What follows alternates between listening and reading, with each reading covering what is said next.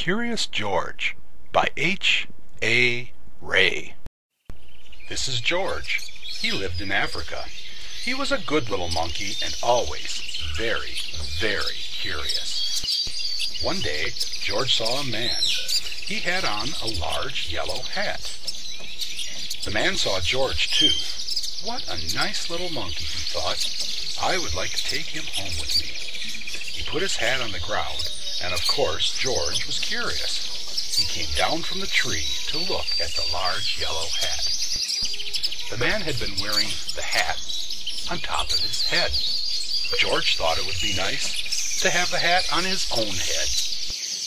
So George picked the hat up and put it on top of his head. But the hat covered George's head. He couldn't see.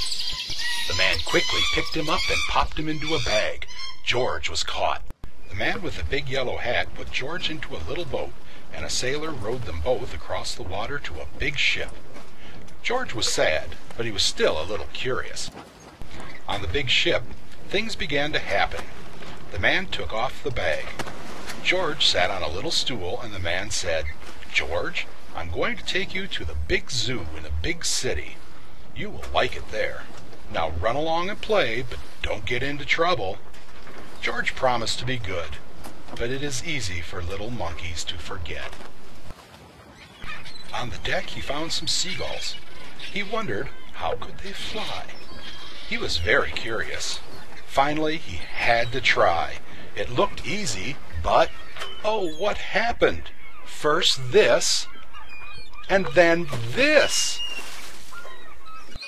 Man overboard! The sailors looked and looked. Finally, they spotted George through their eyepiece. The sailors threw him a life belt. George caught it and held on. At last he was safe on board.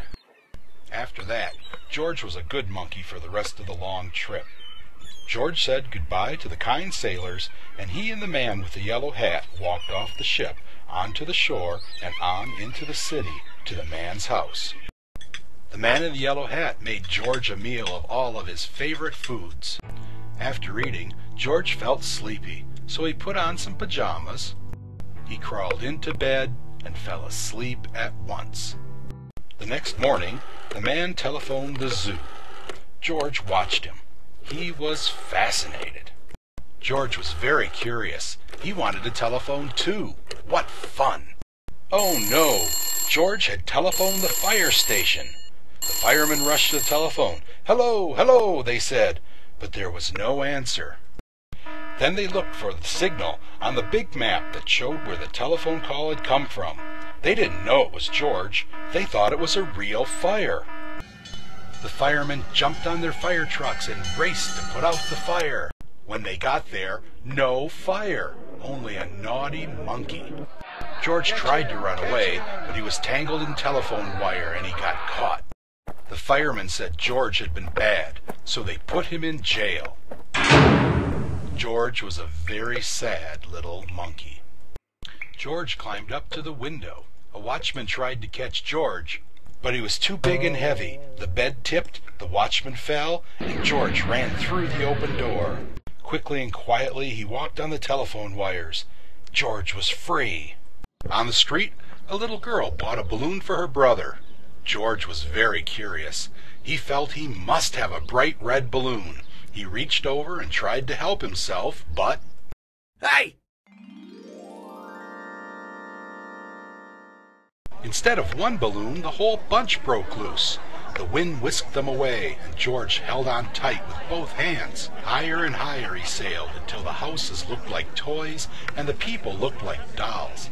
George was frightened. He held on very tight. Finally, George landed on top of a traffic light. He didn't know what to do, and then he heard someone call, "George!" He looked down and he saw his friend, the man with the big yellow hat. They paid the man for the balloons, and then George and the man with the big yellow hat got into his car, and off they drove. To the zoo! What a nice place for George to live. The end.